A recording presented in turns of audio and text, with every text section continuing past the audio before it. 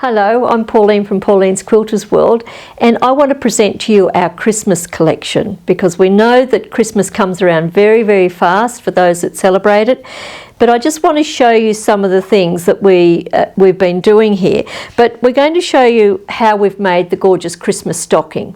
And you know, you can do lots of things with these to change the look around, but let us take you through step by step. But before we do that, we're going to have a close look at it and the other things that are in our collection. So here's our gorgeous stocking, and we've woven it all, and it is so simple to do. There's hardly not a lot of sewing in it.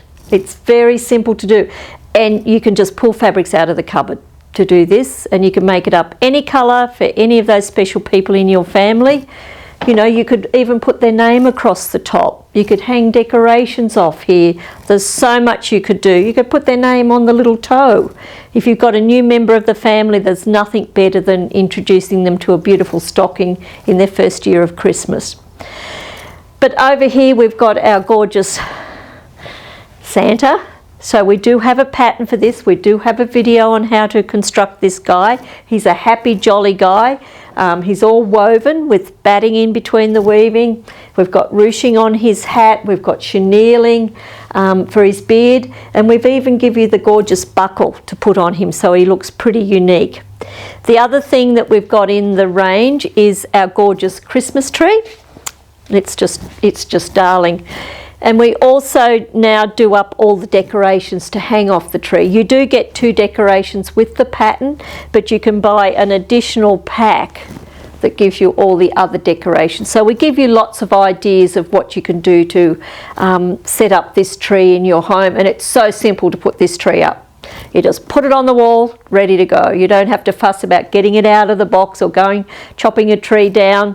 This is ready to go. And in with the Christmas tree pattern, it's made up of all the jelly roll strips using our jelly roll sasha tool.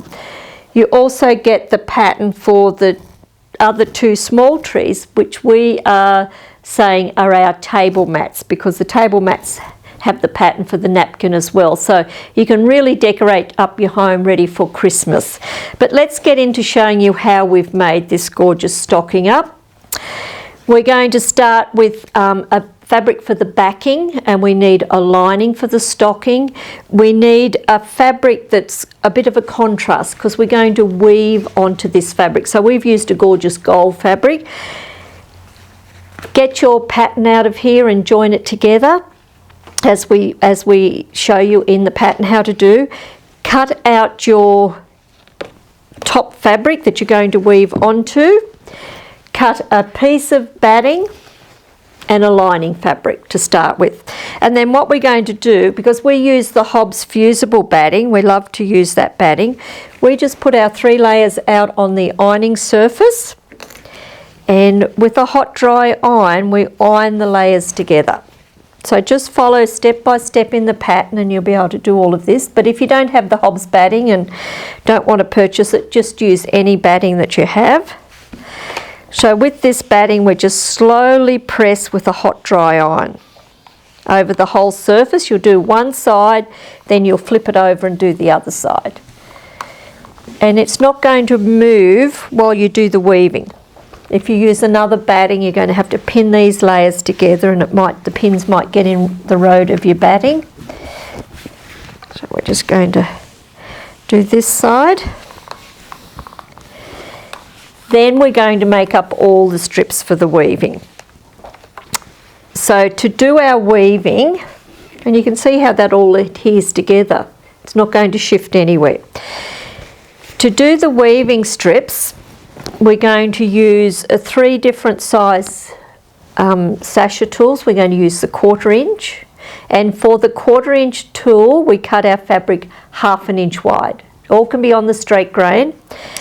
We're going to use the 1/2 inch tool, which we cut our fabric 1 inch wide, and then we're going to use the 7/8 of an inch tool.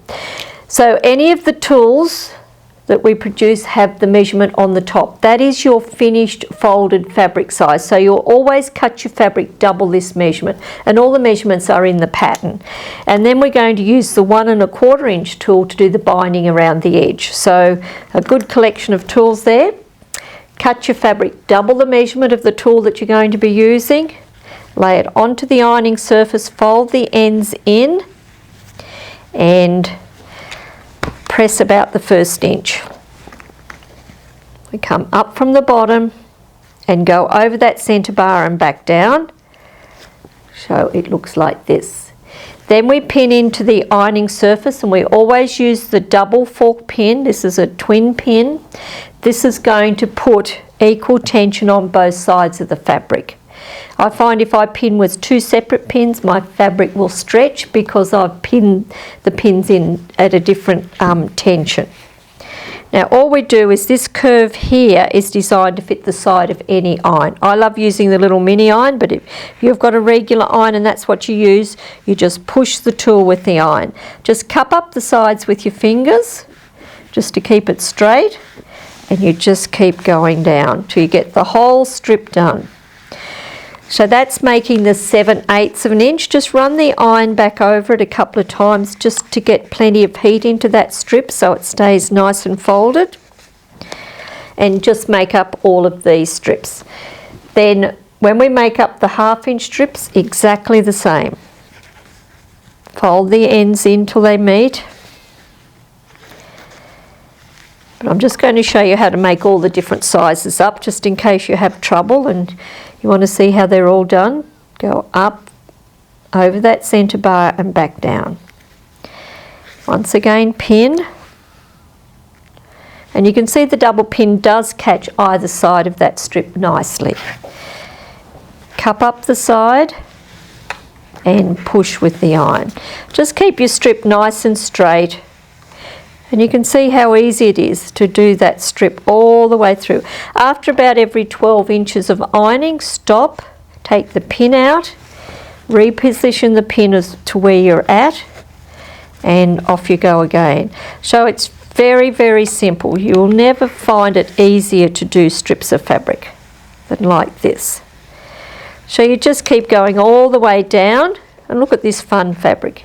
Isn't it gorgeous? So any fabric will work for this. Then to do the 1/4 inch one, it's done a little bit differently. Because it's such a small fold, have the wrong side facing up to you to do the first step, and you're going to fold the ends in and in till they meet. Press that 1st inch. Now to put it into the tool, the folded edge needs to be facing down with the 1/4 inch one. All the others, the folded edge was facing up. But with this one, because it's such a tiny, tiny fold, we need it facing down. So put it into the tool. You may need something to help you push it down through there. I always use an awl. These are a great tool to have. Pin into the ironing surface. Hold the fabric nice and straight ahead of yourself and just simply push with the iron.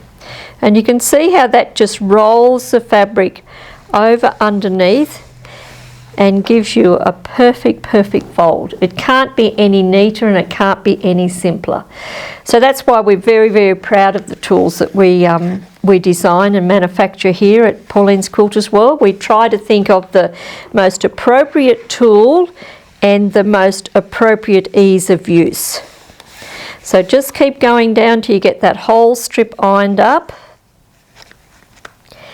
And then we're ready to start the weaving process, which is very, very easy to do.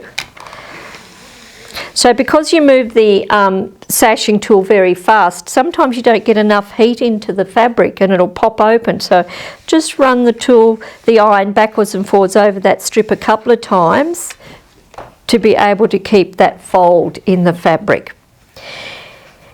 Now the fun part starts. Now we're going to start, we've got this ironed up beautifully now, so we're going to start laying down our 7/8 inch wide strips, but you don't want to start laying right on the edge because this may move in a bit and you don't want to have this sitting right on the edge. Now we want to leave a 1/4 inch gap. So I use this little mini ruler. I find it a very handy tool to use for doing this. So we just lay this next strip down. Just check that we've got the 1/4 inch gap all the way up. Once we get that in position, use the Roxanne glue basted and put little dots of glue. Now my strips are a little bit short because I'm just using leftovers to demonstrate for this, but your strips would go right to the edge. Just press to set the glue, and then just keep laying your strips down all the way across that stocking. So once again, use your little ruler to check. I just find this little ruler so handy compared to using my big one that's going to be cumbersome.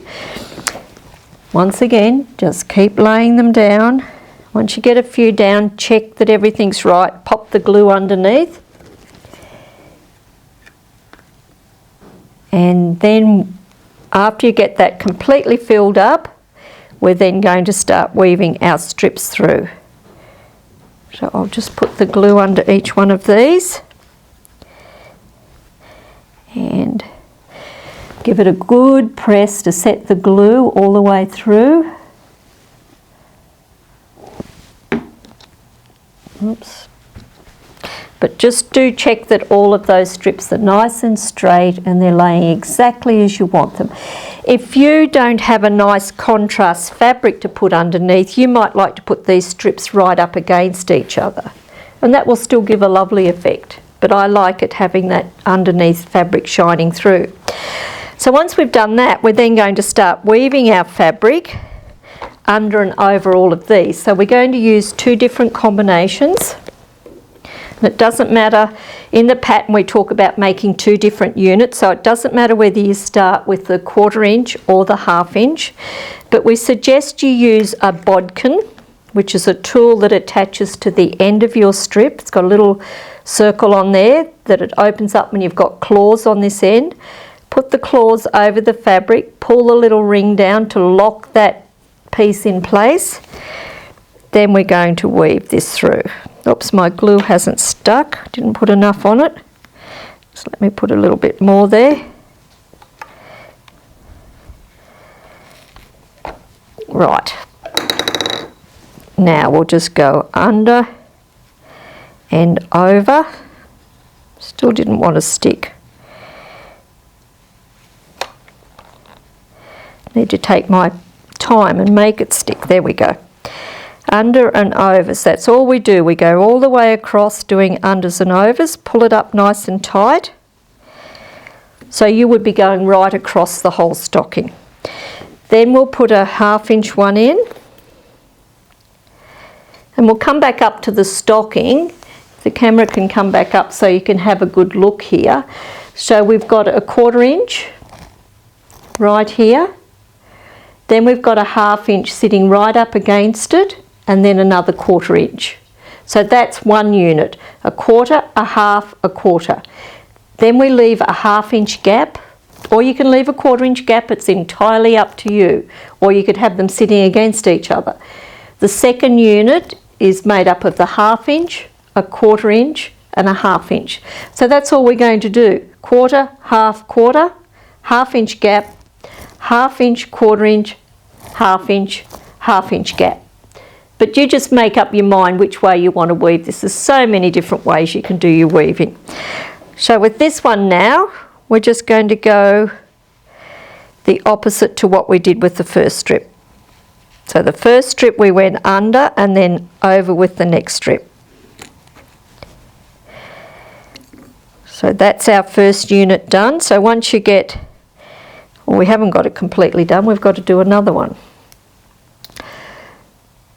So you'll have lots and lots of fabric that you can trim off the ends and use once again. So we're going to go under, over, under, over, and continue going all the way across.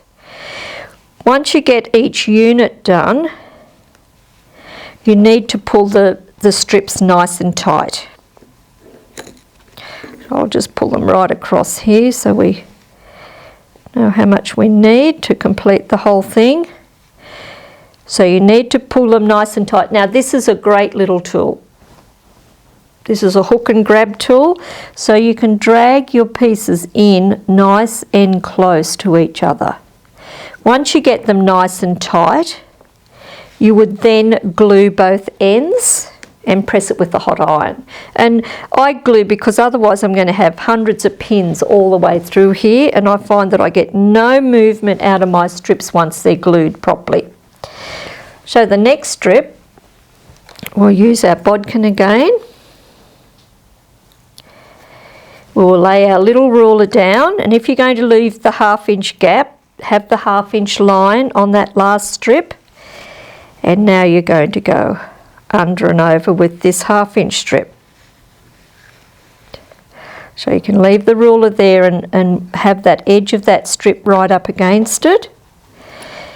Then you'll do another 1/4 inch strip, and it's really fun to do. And you notice as yet we've not done any sewing. So it's just a very simple thing to do, and you can sit and do this anytime.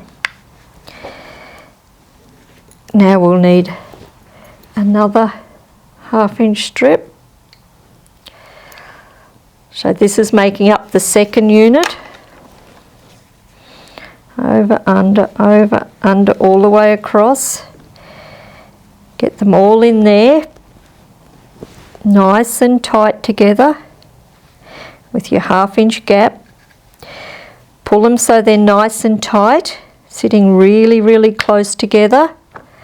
We've got the 1/2 inch gap here in between the units. Pin the end, press it with the hot iron, oh not pin it, sorry, glue the ends, press it with the hot irons. Put the ruler down for 1/2 inch gap. Now you'll start back at unit 1, and you'll do unit 1, then unit 2, unit 1, unit 2, all the way through till you get the whole stocking woven, and we'll come back up and have a good look at how it looks. Once we've done that, we then put the monopoly invisible thread on the top and the bobbin of the machine. Now, if you've never used this thread before, on lots of my other videos on the YouTube channel, we tell you to use this with the gauze jacket that comes in the packet with it when we sell it to you. Make sure that goes on. You can put this on the bobbin and the top of your machine. Now, why we use this is because we don't see anything if we run out of the ditch. Also, it's not a nylon thread, so it doesn't melt and it doesn't jam up in our machine. So we had this on the top and the bobbin of the machine, and we stitched a row of stitching across like so. Oh no, this one we actually came down. So we sewed all the way down here, right up against the red fabric, and then we went back up this side. So we've gone down on either side of the red, and that has anchored all of that weaving for us. Once we've done that, we cut out the toe section and the heel. We glued them in place with the Roxanne glue. Put the binding around here, which is, you make that, it has to be cut on the bias, and we tell you that in the pattern. Glue that in place and stitch it on with the monopoly thread in the top and the bobbin. And then do a little bit of quilting on the toe and the heel. And then we bind the whole outside edge. So that's a strip of fabric that's cut 2.5 inches wide. We fold it in half and we put it through the 1 1/4 inch tool. So just press it the same. Instead of folding it into thirds, we fold it in half. We stitch the binding on from the back of the stocking. We turned it over to the front. We glued it down with the glue to make it very secure. Then we stitched it on right on the edge with the monopoly thread in the top and the bobbin. And it looks really, really attractive at the back. It looks really, really neat. So we've joined a back piece onto it and then bound it. And then we've made the cuff up. And in the pattern, we tell you all about making the cuff up, putting some batting inside it, quilting some lines on it, making a loop. So of course you've got to hang this up ready for that jolly man to come along and fill it on Christmas night. So it's just a step-by-step, very basic little pattern, but boy, you can have fun with it. And you know, imagine making these up and writing your children or grandchildren or friends' children's names on the stocking and giving it to them as a beautiful gift for Christmas or prior to Christmas. And it's an heirloom. They'll have it forever. Write their name and write the date that they were born on there, or the date that you had given this to them. So, you know, my son, I made him a Christmas stocking when he was a baby. He's now in his 40s and he still uses that Christmas stocking. And of course his children and his wife now have them, that I've made for them, and they love them. So these I'm making up for my nieces and nephews because there's lots of new babies in our family, so we're now making a collection for all other family members. So we'd love you to enjoy it. We'd love you to try our tools. Remember, the little mini ruler is a great little tool. We've used 4 different size sashes. We've used the 1 1/4 for the binding. We've used the 7/8 for the red strips. We've used the 1/4 and the 1/2 inch tools. And also we've used the glue and the monopoly thread. And we always recommend you use the titanium top stitch needles because we're going through bulk. I found I was going through needles so quickly, blunting the points of them, going through all this bulk and that, but these outlast any other needle probably 50 times. So I hardly ever have to change the needles now like I used to. So get yourself a packet of these. They're on our website. Everything we use, this is a great little tool to have at the machine. It's got a grippy end on one end, a pointy end on the other, so it's really handy for moving things around. It just grabs onto the fabric. So that's another great tool that we've got on our website. So www.pqw.com.au to have a look at all of our range of products, and subscribe to get our newsletter, please, because we want to keep you updated with everything we're doing here. And also go to our YouTube channel because we have lots of things on there, lots of great videos on using all the different tools and why we use them, and lots of projects. So happy stitching till next time we meet again, and happy times getting ready for the festive season that comes around so very quickly. So bye for now.